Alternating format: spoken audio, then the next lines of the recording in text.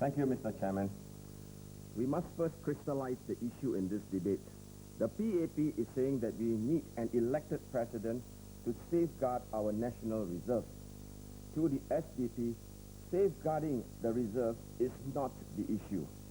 The issue of safeguarding our financial reserve is only a distraction or diversion from the real issue, and that is the people of Singapore do not want an elected president. This can easily be proven if the PAP dares to hold a national referendum.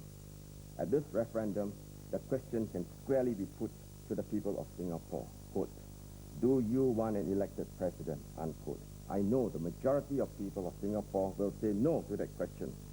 A national referendum must be held as the issue of the elected president is so vital to our political system. It concerns the survival of democracy and the survival of our parliamentary system, as we know of it today.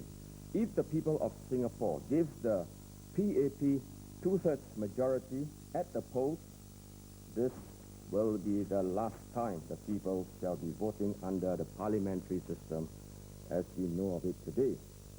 The real purpose of the PAP to introduce the elected president is to deprive the people of Singapore effectively the one man, one vote system. Yes, the real purpose of installing an elected president which has executive powers ultimately is to deprive the people of Singapore the one man, one vote system. The threat to the change to the one man, one vote system was made by the Prime Minister in the early morning hours of December 23, 1984, after the last polling day.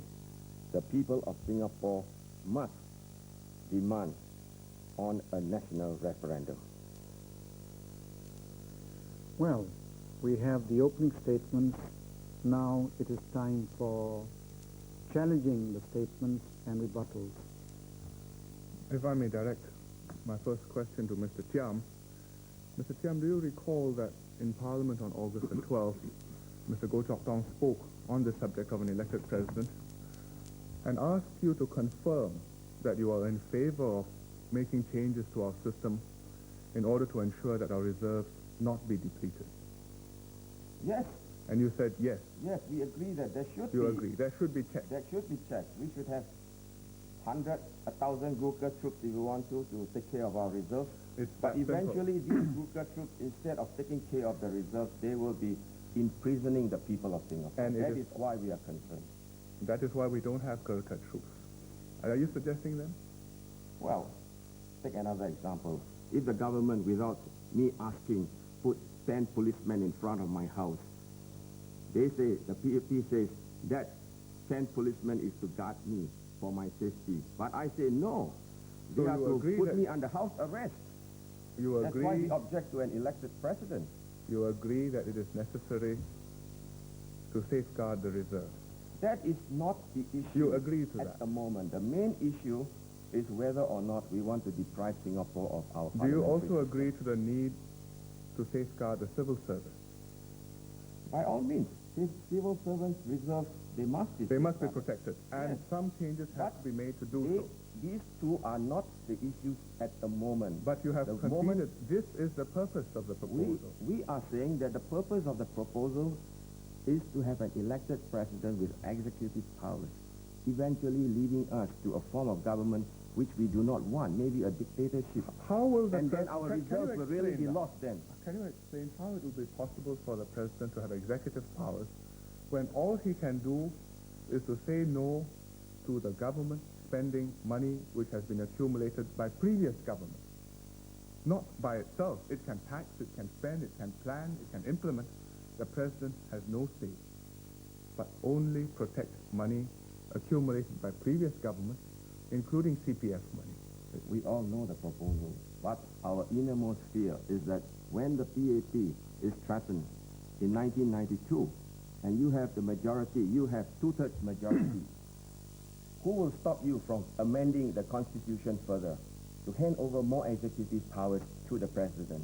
internal security, You therefore concede that the finance, proposal... defense. You therefore concede that the proposal does not contain executive powers, because you're talking about a hypothetical situation which No. may or may not arise. No, Mr. Lee, we are going to establish something in our society, in our country, which is going to be there for ages to come, and we don't know who is going to abuse that system that you are going to establish. What the people of Singapore is worried is that powers will eventually land up in the hands of one person. What about the powers which are presently proposed to be given to the elected president? Do they or do they not constitute executive powers? Of course they do. They do, because he can say no. Yes. You are aware that we have a Presidential Council for Minority Rights. Well, if they are given discretionary powers, I think... You are aware that there is not, a Presidential No, they are Council. not real safeguards. You are aware that there is a Presidential Council for Minority Rights.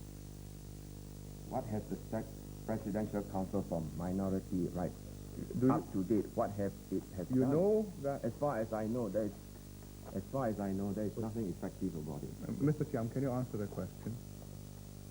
Are you aware or not aware that there is... Of course. You know that the Presidential Council for Minority Rights. Rights vets all bills before they are sent to the Well, I President. read my papers, parliamentary papers, yes, of course. Yes. It has custodial powers. It can say no to bills if it deems them discriminatory.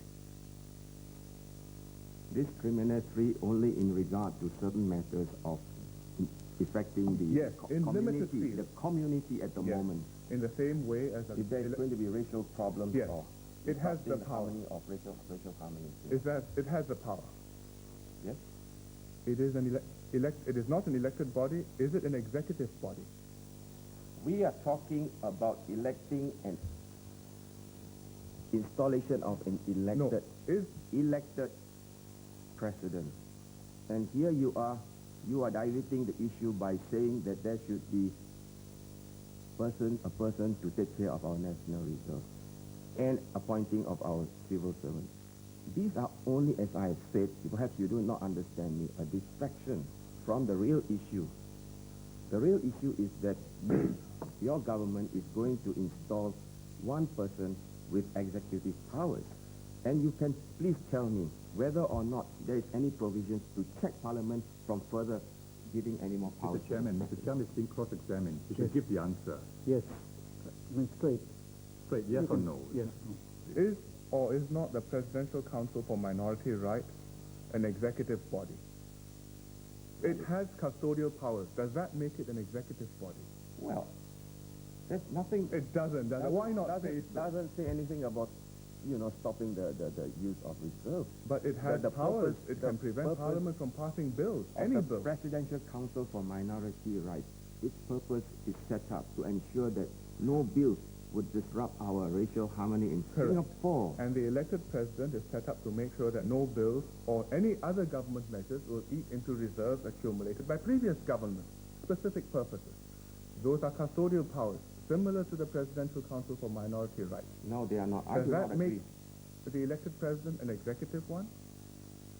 Yes, of course, as I said so. And the Presidential fact is- Council for Minority Rights is also an executive body? The fact that the president is able to stop the use of finance without... Chiam, I think we'll get the debate going if you could answer his question directly, and then we can come back to your turn. Are you opposed to the Presidential Council for Minority Rights, which has custodial powers? Well, there's no necessity. You do not oppose There that? is no necessity for the Presidential Council for Minority Rights. I was not in politics when it was... You would get rid of it. Mr. Jeyaratnam, you would surely agree with Mr. Chiam that there's no need for such a presidential council, or indeed any safeguards whatsoever to the system. So far there is no law which is passed in Parliament which has been refused by Presidential Council, except I know of one in which Parliament overruled the Presidential Council in the GRC proposal. That is what has happened. Is that You have made No, laws that's not true. to cut out the powers of the Presidential Council for Minority Rights. That is what you have done. That's not the answer. Yes, We haven't got the answer from Mr. asked the Chiam. question. Sorry, You yes, have done you want to that. respond, Mr. Was Chairman? I asked the Yes, question? you were asked a question. Do you agree with Mr. Chiam that we should scrap the Presidential Council for Minority Rights and it has an executive function? I think there is a confusion of thought here. the Presidential Council for Minority Rights protects the minorities' rights, their culture, and their, way of life here. Now, the Presidential Council for Minority Rights is not effective. Perhaps you have forgotten that Parliament can override the Presidential Committee's decision on any bill by itself passing the bill again with a two-thirds majority. Are you aware of that? So that the Presidential Committee is not effective. My party would like to see the Presidential Committee for Minority Rights made really effective. But it has in no way diminished the standing of Parliament. Neither will the elected president. Now let me ask you another question. Mr. Chiam, you say the elected president denies people one man, one vote. Yes, In America, they have one man, one vote. yes, They vote for a president. but their system is different. They vote have for a got- president. Yes, Therefore, an elected president does not in itself mean that one man, one vote is we have diminished. got a different system here. Can you answer the question, Mr. Chiam? Yes, what is The question is, in America, they vote for a president. correct? They also have one man, They one have vote. got an electoral system. Yes, They vote for and they have other people to democracy. vote the president. And they have Yes. democracy. Yes, We will have an elected president with powers far fewer than the American president. correct. We will have one man, one vote too. Effectively, no, in time to come. Why does that follow? Because if you have two-thirds in Parliament, and when there is a threat to overthrowing you, as stated in the Prime Minister in 1984, then you will amend the Constitution. Mr. You Chiam, if amend we the had wanted to Constitution amend the Constitution, to give more powers to the if we had President. wanted to amend the And that will be Constitution, the end of one man, one vote system. if we had wanted to amend the Constitution, why do you think we did not do so before the general election?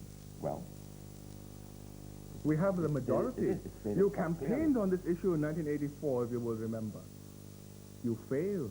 no, we were against, You campaigned. we were against the elected President. Yes, and you said, if I may quote you, in your first election rally, you said, if the PAP is returned again, parliamentary and democratic government here will be changed to a presidential system in which power will rest with a few or one person.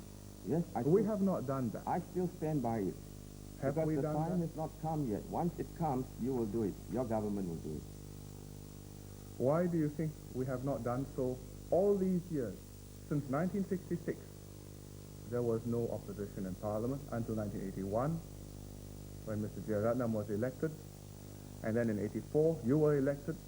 And in 86, Mr. Jeyaretnam was disqualified and you were alone again. All these years, we have never passed any bill or amended any constitutional provision without full debate, discussion, and public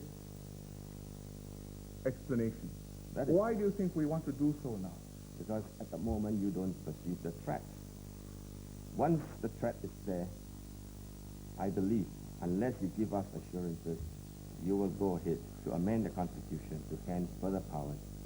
Then If the above threat is those there, Mr. proposed- Chiam, it would be too late for us to do anything, would it No, not? you can amend the Constitution in 1 hour on the certificate, in one afternoon on a certificate of emergency. 3 readings, 1, 2, 3. Which could be done without an elected president. No, you must have an elected No, president why? first. You can have 3 readings without an elected president? Well, you would not have the Why? moral. You would not have the moral authority. You would not dare to.